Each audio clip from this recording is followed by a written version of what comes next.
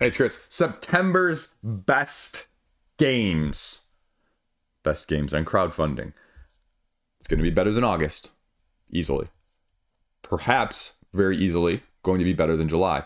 It's going to rival June as potentially the biggest month so far this year on crowdfunding. Why? Oh yeah, we're talking about it. Oh yeah, what are they? What do you need to know about them? What are my thoughts on them way too early without enough information? Speculation? Interpretation? Question? That doesn't want to really work, but I went with it anyway. So, let's go. You ready? Boom. Let's do it. I mean, it seems like, truth be told, at the beginning of this video, every big name company that you may have heard of, almost, is launching a relatively good sized campaign. A lot of properties that you're aware of, a lot of properties that have put stuff out previously that you know, as well as some iterations on the stuff we've already seen in both new and similar ways. Is that vague enough for you to start it? Well, let's just go straight into it. And let's do it more sequential. You know what? Screw it. No, I'm just going to do it in terms of popularity, right? Puerto Rico, the Awakened Realms question mark from Ravensburger. You know, is this... and I don't know, right? Like, I knew Castles of Burgundy was super popular.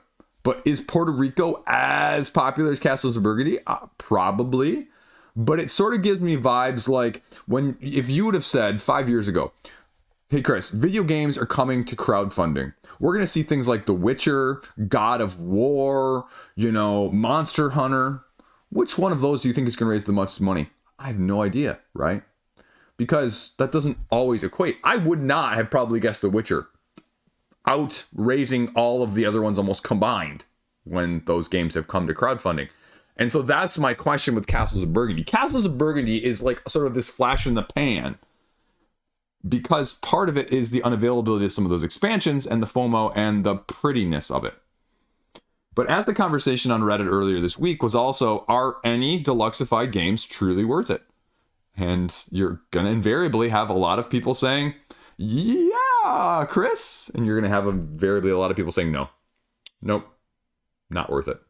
Not most of the time is what I say. And that begs the question, do you need another Puerto Rico version, right? This is not an old game either. I mean, when I search Puerto Rico right now on Board Game Geek, I have a 2002 version, I have a 2011 version, I have a 2007 version, I have a 2020 version. I have a Puerto Rico 1897 version from 2022. I have now the special edition 1897 from Awakened Realms, launching, obviously, right now. I don't have a freaking clue. Do you need any of these? Are they significantly different? I mean, again, Puerto Rico, incredibly well thought of game. The original is 44th on Board Game Geek, which again skews, as people always are shouting in the other direction, right? The hotness is skewing things. This is a 2002 game that is still sitting 44th. So as much as the flash in the pans, what have you done for me lately, hotness hypes hit on the hotness, they don't always hit up on the ranks side of things. And that's where you have to take your T for time out and say, wait a second, is this actually that good? The other question that just goes straight along with this, right?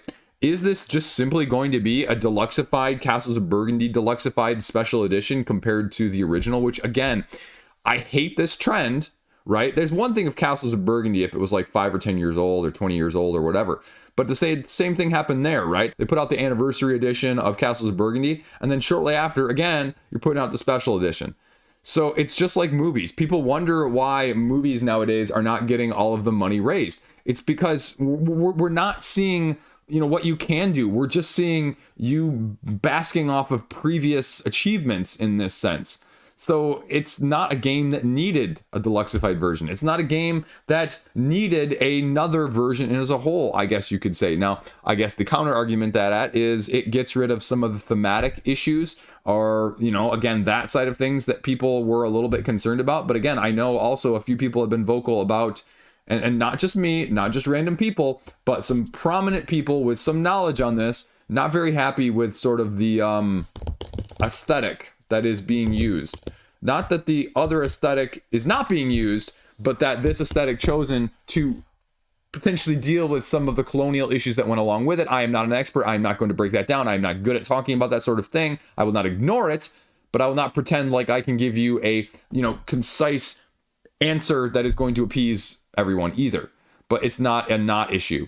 The other thing that this raised when it kind of got announced, kind of got, more information out there, was that it was using AI art. And then Ravensburger, put a big kibosh on that and said, hey, no AI art on our project, which was kind of weird that they didn't know that there was AI art originally, and they actually had to come out and say that. So I have no idea what this is going to look like. And frankly speaking, I mean, I might pick it up, but I'm split on Castles of Burgundy as a whole right now. I love the aesthetic of Castles of Burgundy, the new edition, right? It is fantastic. It takes the cake, but it's totally and utterly inaccessible slugging that thing around or trying to bring it, right? Local convention to me this weekend, right? Like, if I was to try and bring that, that's like, like 15 pounds worth of game at least. And you can't fit that in a regular bag. You can't carry that around with you. You're walking. No.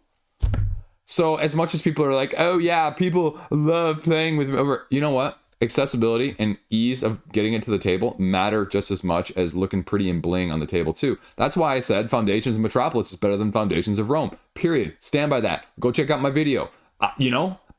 I put my money where my mouth is. Or, frankly speaking, in this case, I maybe don't put my money where my mouth is in that sense. Maybe don't put my money where my mouth is not. You know what I'm saying. But is this going to make you interested? I don't see anything listed on the Board Game Geek page at the time of me filming this about this is any different, right? At least with Castles of Burgundy, they said, okay, here's a new little expansion that felt A-okay, essentially, right? And again, I wanted to pull up the page because this is not too far off, right? And I wasn't kidding about being the most popular. This has 27,000 people following it. Now, the question I'm going to make there is how much of that are Awakened Realms junkies and how many of those people are solely interested in Puerto Rico?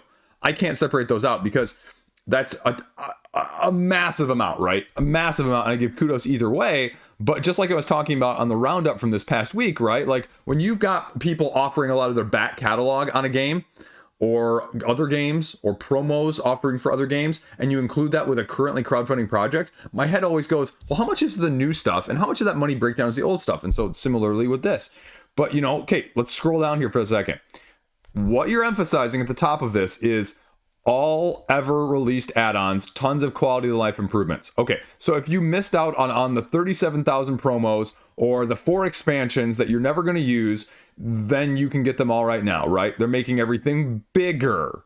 There's a new art style. You're getting miniatures that you needed for the boats to put stuff on. That just looks like horrible upkeep in terms of just putting that away and carrying that. And anyway, sorry, that's me. Metal coins, great, fantastic. But there's nothing so far on here, and now they skip down to the other products to show you what they've done in the past with that. There's nothing on there so far that makes me go, this is giving me more gameplay. And if you know me, I am a gameplay person. So show me gameplay. That's what I want to see. Now, interestingly enough, unlike a couple of the other ones we're going to cover, there's no video on this page, right? Cyberpunk, which we'll be talking about in a second, Cyberpunk has had videos out for months from Go On Board. And I would imagine, just like what we've seen previously from Awakened Realms people, about 5 or 6 of the usual suspects, although somebody said like last time with, what was it, their latest game prior to this one, I'm completely and utterly blanking at the time of me filming this, right? Grim Coven, duh, you idiot. I'm going to leave that part in there just to show you guys how stupid I am sometimes. That they had like 27 prototypes, right? Is this going to be similar? I have no idea. But I guess you don't really need to send prototypes out for this because it doesn't look different, right? It'd be just more to show off the aesthetic. So, I'm sure you'll see it. But there you go. Look, speaking of Go On Board and Cyberpunk, let's just go straight to it, right? Because this is the other one that surprisingly has almost well over 200% of those followers. And popularity wise, I guess I was just not paying attention either. 58 freaking thousand people are following this campaign. And I would imagine, again, the question being raised similarly, how many of those are Go On Board junkies, which have absolutely diehard loved the previous 2 Witcher projects, right? And then how much of that is the Cyberpunk crossover? I don't know, right? Like, I know that has a huge rabid following, and there was some big disappointment when that game came out. But this is the straight up IP, straight under the tabletop side of things, right? And I wasn't joking about it at the beginning. This is the game. I was going to cover it in the news video from last weekend, but that kind of got edited out when I just made it about the ARC's engagement issue as a whole. About they have a literal update where a big miniature, not really a miniature anymore, is a freaking tank. It's a freaking Cyberpunk tank. And I have no idea what to make of this because, again, it looks like it to me from that aspect. I worry about Galactus, right?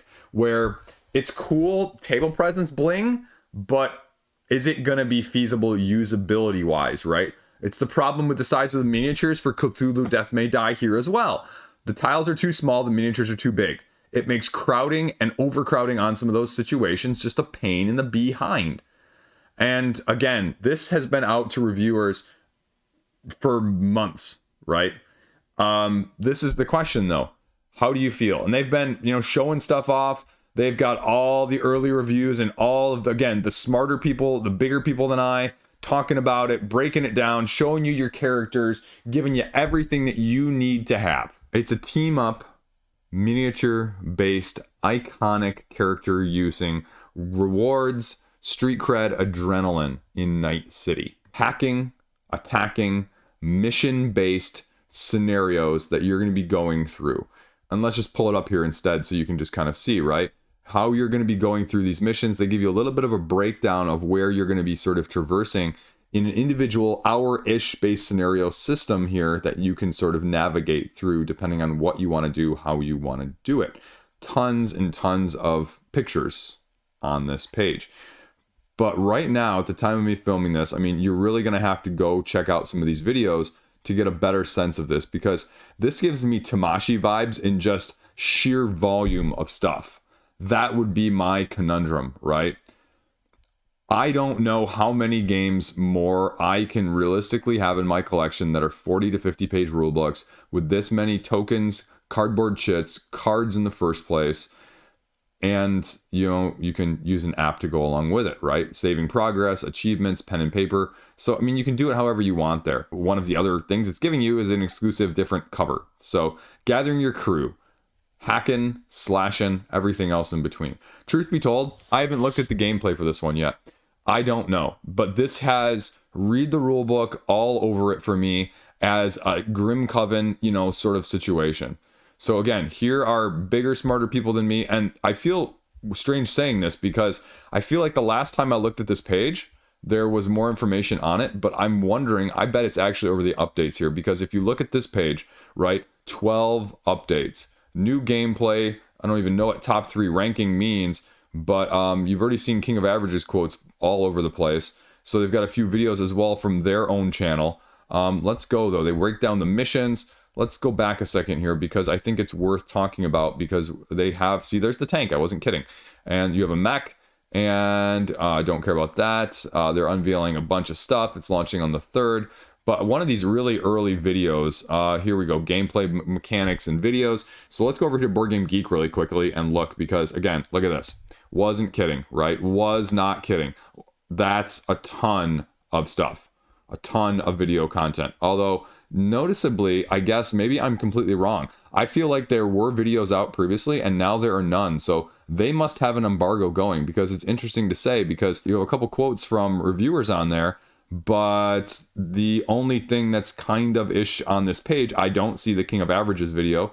That doesn't mean it's not out. It just means it didn't get uploaded here. From Genders Gaming, how big is the campaign? So, yeah, that's going on, right? So I guess I was expecting more, and maybe that's the issue. Or maybe that they're just holding back on some of this stuff. So either way, I expect just an absolute massive plethora of stuff to show up very, very shortly. And again, if you give me gameplay like this beforehand, I'm very happy with you. Again, giving kudos because I love to see it on game day, and I love to see it even prior to the game day. And by game day, I mean launch. So there you go. Again, we're going to go in a completely different direction because, my popularity is obviously different than your popularity, but Spooktacular from Level 99 Games is also launching this coming week. The first week of September, doing it on Tabletop Simulator. And I know that people have been doing it, and I know there's going to be a ton of content down on that one too. But this one is just kind of speaking to me, right? sort of an old school King of Tokyo vibes meets the other one that I can't remember, Rampage, right? The guy who punches like this. I could only do the motion. I couldn't think of what it was. And that just gives me cool vibes of just some take that style of things along those lines. There's a gameplay video as well as a one-stop co-op shop video over on Board Game Geek.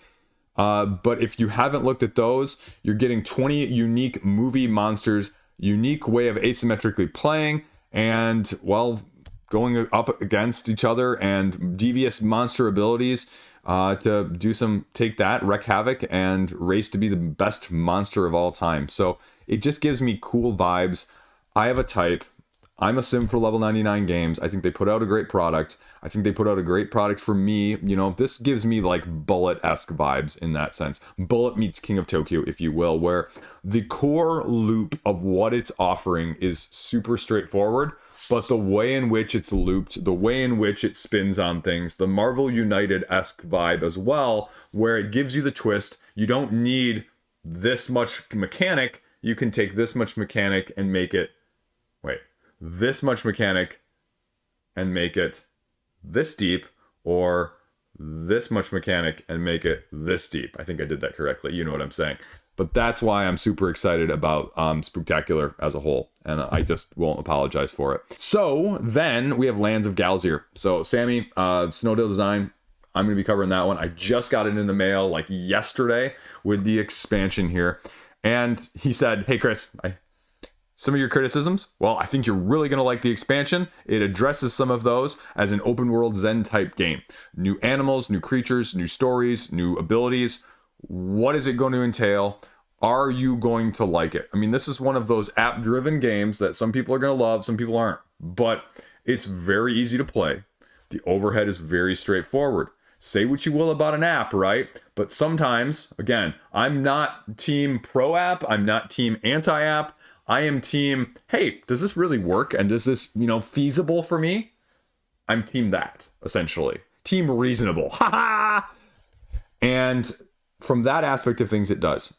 And so you give me a good product in that way. Lands of Galzyr, animals as people doing adventures and quests. This is a family level game, if we're, calling a spade a spade. It's that weight, but it has a little bit broader appeal than what you would normally expect, just with some of the action dice rolling, but also mitigatable circumstances and just an open world setting in the first place. Dreams and Mysteries, again, like I said, 2 new adventurers, extended personal quests for everybody, new special abilities, and just more content. So I'll have a video out at some time during the campaign. Yeah, we'll do that. So that is going live up head to head with all of this other stuff here in the first week and a half as well. Then I don't really have any information to share, but I'm sure we'll have something sooner than later. City of Games, Frank, the Isle of Cats, City of Kings, as well as, Race to the Raft. Emberleaf. Their upcoming one, Shrouded in Mystery, is coming later this month as well. Heroes, Reclaiming Forest, Restoring Emberling's Homeland, with a set collection, tile placement, variable power situation with card dancing as you're moving them along a grid to activate skills, sort of a combo-driven engine build, if you will, with resource management as you're clearing, navigating the forest, and collecting your resources along the way. I mean, speaking of my types, I have a type. I think this is going to have high potential. I have high hopes for this one. So I kind of want to see. Cards close to the vest, and you'll see and know more when I know more.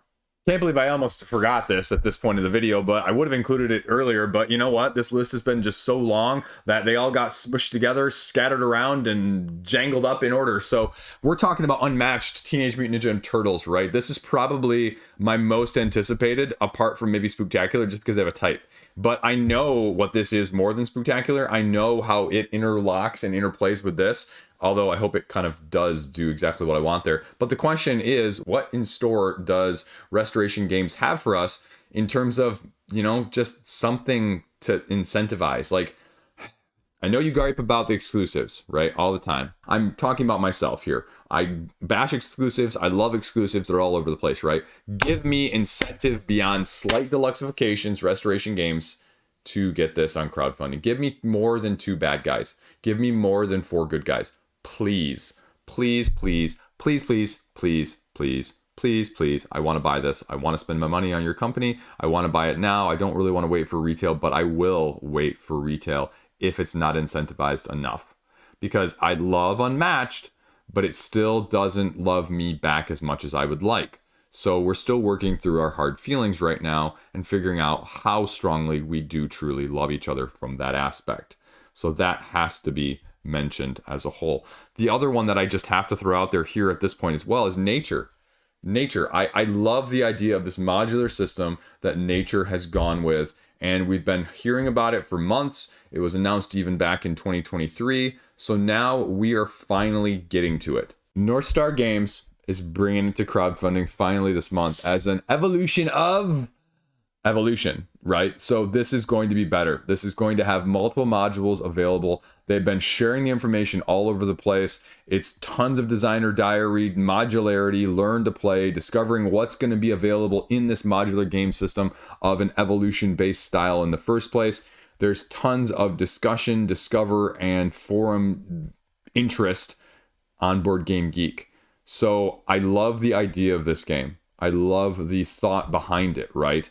As sort of, again, a chaining, simulating, variable power setup, modularity, 1 to 2 modules a year, all sorts of stuff being supported right from the get-go, and 30 minutes game time to play in the first place. 22 unique configurations of said modules from beginning, if I'm looking at this right as well. More aggressive, less aggressive, all of that stuff to go along with it. And the aesthetic, again, I told you in another video that Earth is all the rage, right? Nature is all the rage. And, you know, this is literally then nature. No, seriously, it's literally nature, right? So North Star Games, show me what you got here. I would love to see where it entails, what it entails. And again, reason for backing. That's my, you know, if I'm going to level it equally, right? That's the one reason I may not get Spooktacular. I'm not a big fan of foils. Foils don't do it for me. I need something else. I'm not against them, but they just don't do it for me. So that's going to be the other question with this. I would imagine with this one, it's probably going to be a price point, right? Extra modules, lower price point, earlier in. Does that entice you? Is that enough for you from that aspect? Then, delayed, but now still here, Horrible Guild. Now, this is the reverse of what we've seen in the last couple of years. First, there was the Railroad Inc., the roll and write. Now they're going backwards. Usually we see that as the second option. The second option in this case is Railroad Tiles. Railroad Tiles doing the same sort of mechanistic approach, but now just with, well, tile placement and building your routes with the community as well over 8 different rounds. Drafting from the sets available, placing them, making as many connections, don't lock yourself out, and then placing your cars, trains, or travelers to populate the landscape as you create it in the first place, if you got the free space to do it.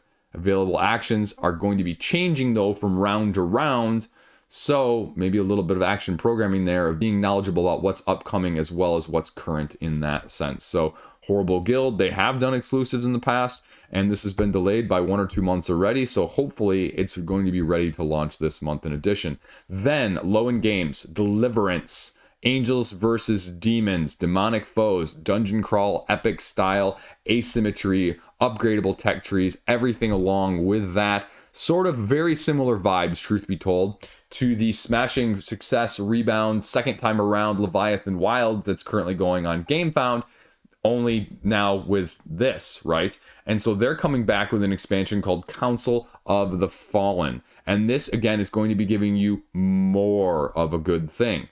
6 new angels, new minions, new princes, those are the demons, if in case you're not familiar, new challenging campaign mode, exploring the mysteries, new cards and effects, variability, variety, all of those ubiquitous terms that you like to use and justifying why you need 37 different boxes for a game.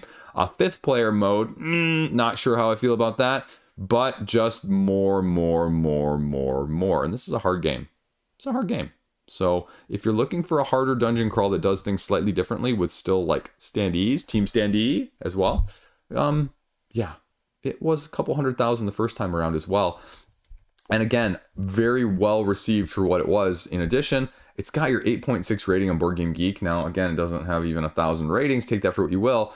But it's sort of in the same sense, if we'll compare it to Arc, that, you know what, the people who liked it were supposed to like it, did like it, and the people who got it liked it as well. So you can't always say that with every game in addition. But that's going to be the question again, is what is price point? What is that breakdown going to look like? Then we're also getting the next and latest Eagle Griffin heavy Speakeasy. Running a Speakeasy during Prohibition. Not as heavy as some of the other stuff we've seen. 3.76 right now on Board Game Geek. But, you know, it'll play anywhere between, 40 minutes and half of your life. And I don't really know how you would ever play this in 40 minutes. That seems way too short, but especially as an, heavier Lacerda Eagle Griffin combo. But you're hiring goons, you're associating with mobsters, you're trying to improve your operation to become more lavish speakeasies and even casinos alongside to attract the attentions or not of the mafia and the police to, well, accumulate the most money. I mean, thematically, Eagle Griffin knocks it out with these. I have no clue gameplay-wise, folks. I can't compare this. It's like me talking about a few of those, like Barrage from this past week's roundup. I'm just like, hey, look, this is what they're giving you new, and this is what they say. If you want to know how this mechanically breaks down or mechanically pairs, go check out somebody else who's going to give you better information from that side of things, because I'd imagine that it'll be probably more info soon. Although, again, Eagle Griffin is really holding their stuff close to the vest as well, so I typically don't remember seeing more than like one or two channels having coverage or videos. Usually like a heavy cardboard situation and one or two others is what I kind of remember it being, but there's nothing else on Board Game Geek really at the time of me filming this, so take that for what you will. And it is launching towards the end of the month, so there's plenty of time for embargo to lift or the flood dams to break open and get more information from that side of things. Again, all of the big names are going, right? We'll just stay with those. And the previously mentioned, I thought was launching in August, but now launching in September, upcoming from Garphill, which is also hitting at the end of the month, the combo campaign of the Anarchy and Skara Brae. Skara Brae, resources, Neolithic Northern Scotland, where your resource feeding number of settlers overturns drafting cards using your workers to finish whatever you need to go along with it. The Anarchy being the opposite, right? Stephen's loyal subjects during the Empress Matilda Rebellion, and your English nobles loyal to, said King Stephen. 5 rounds, building, defending your domain and your castle from the invading armies and storming strongholds loyal to Matilda in the first place with their crafted siege weapons. This is a heavier game. This is a 3.5, and it's more of your Euro style. So how different is this? I don't know. Like, I'm transparent about Garphill. Like, I can't tell you the difference between any of the 3 games in each of the trilogies, right? Like, and which one is for you and which one isn't for you, and the dynamic differences and the weight differences. And I leave that again in the hands of those more intelligent than myself. But this is going to do gangbusters, just like all their other ones have. They're very transparent. You're going to get a few promo cards probably. You'll get a few metal coins, back it on crowdfunding, buy it at retail. Whatever you'd like to do, they'll offer it from that standpoint. And then Flyos in combination with Ubisoft. Speaking of IPs, well, we got to talk about it, right? Because it's a video-based IP game. If you're like me and you remember this, it's Rayman. Rayman the board game. Race, dodge, dangers, and save the teensies. Absolutely zero information. Absolutely no information on what this is, what it entails, or why you should be looking at it. Gives me more of the other game that we saw from crowdfunding a few months ago. It gives me more of the vibes of the Terraria board game that I don't have a clue what to expect. And is it just going to be a skin game of something else? Is it going to be actually like, I don't know, what weight, what distribution, who's it for, what type of mechanics is it going to have? Is it going to be more just IP, or is they really, really grinding this to give us a good mechanical, solid gameplay approach as well? No idea. Be interesting to see. I want to kind of see what it's got, because, again, I could care less about the IP, but show me good gameplay and you'll win me over regardless of what the IP says. Speaking of IPs, though, more popular ones more recently, more well crowdfunded at least, Heroes of Might and Magic 3. Stronghold, Conflux, and Cove expansions are also launching in the middle of this month as a semi-ish dungeon crawl based on the video game sort of thing in the first place, with sort of this weird dynamic like 3-player count that is kind of overworld, underworld in terms of, overarchingly moving, but then the individual battles sort of zooming down on them in that way. I mean, I think it's been met with relatively good reception. 8.1 again on Board Game Geek, so very similar to Deliverance that we are just talking about, with just a smattering more ratings and a very similar weight as well of, sitting about 3.5. And it's adventure, strategy driven exploration and battling in this, cult fantasy type game that you may or may not be familiar with. Different scenarios, different victory conditions, exploring the map, miniature based. Do you want this? Is this something that is going to be of interest to you? There's already 3 expansions or so, 4 maybe even per the Board Game Geek listing that came out with the first time around. So there's not any information useful from the Board Game Geek page regarding the Stronghold expansion, just saying it adds a Stronghold faction and the Underground, so not a whole lot of details there, but there is already a Game Found page in addition, so I would imagine we're going to see a lot more information on there soon.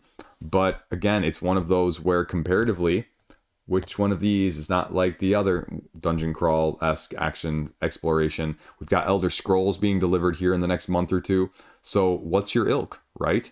This isn't too far even from said Deliverance in the first place in terms of comparisons. It is, but it's filling somewhat of a similar niche too. So again, how are you going to be deciding where is your triple digits worth of money going to be going in that way?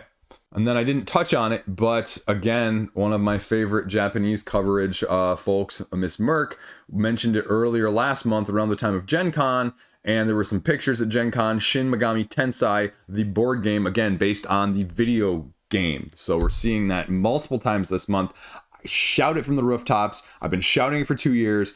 If some is good, more is going to be more, folks. So post-apocalyptic, demon-infested Tokyo, miniature-driven, ability negotiating with demons and taking control of regions in an epic battle style of things. So has at least the appearance of more of an area control style vibe of things, where you're gathering the demonic allies to use their negotiating abilities to summon, create, fuse more powerful beings, and, well, mold everything else in front of you, kind of like the plastic is going to be molded. So, unfortunately, most of the coverage on Board Game Geek is in Japanese in terms of the images, so you can't really tell exactly what's going on. And again, not a whole lot of information, but that's going to be the question with some of these Japanese, situations that launch on crowdfunding. A fair number of them ship and, go elsewhere. Some of them still only do within Japan. Again, I understand it. I see plenty of campaigns do just North America as well, so no judgment either way.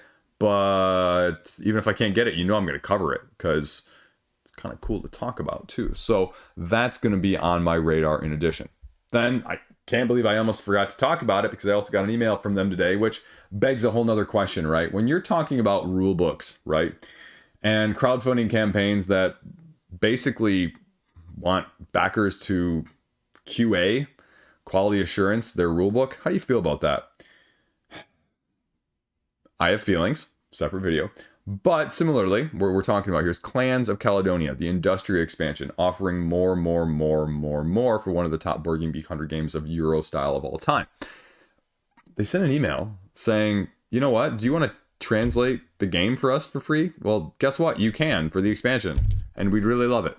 Which, again, just pay professional translators. I mean, I understand why you wouldn't want to. I'm Dutch and cheap as all get out. Frugal as I am too, but at some point too, you gonna get what you pay for, and I'd be, again, it's a weird dynamic, right?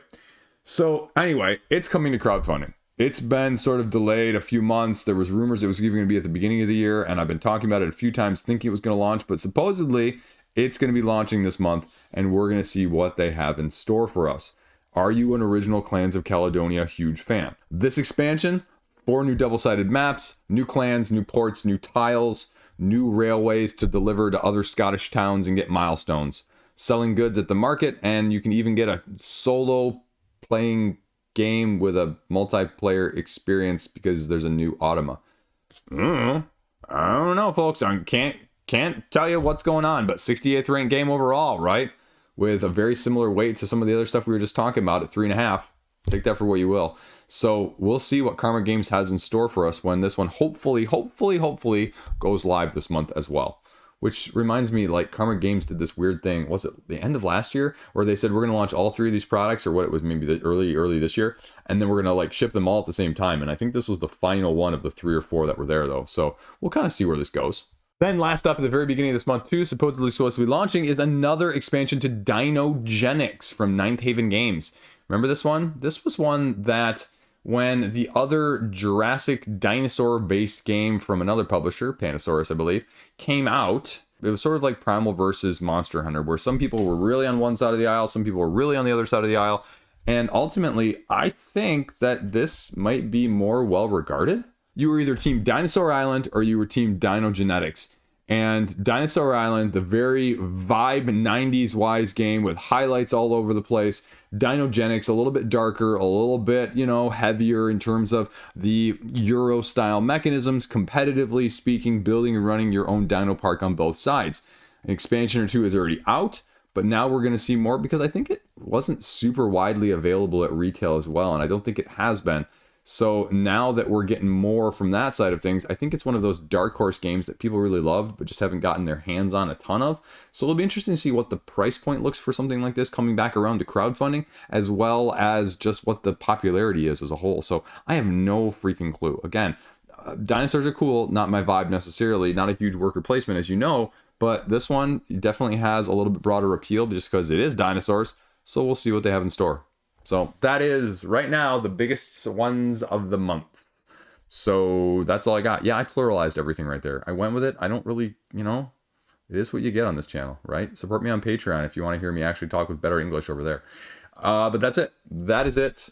That is it. That's all I got. But that's why September right there, right? That is a huge list, a huge pedigree, a huge amount of names, a huge amount of potential money being thrown around with some very interesting, very cool, but also high risk, high reward content that you have to figure out whether or not it's right for you. And if you're, tuning in this far and you're somehow not subscribed, I'll help you do that because I'll tell you why to back it. I'll tell you all the information you need to know about backing it. I'll also tell you probably why not to back any of it because it's been a while since we've done one of those videos and I am itching to tell people not to buy things again. So if you like it, love it, hit the thumb button down below. I don't know, up or down. They say both are good for engagement. So you know what? Just share it to your friends. Tell them Liege sent you and have a great freaking day, weekend, game, practice, whatever it is. And maybe I'll put out a video next week talking about all the stuff that just got recently sent to me that it's going to be hitting these airwaves soon. So there you go. That's all I got. Stay classy. Have a great freaking fantastic whatever it is.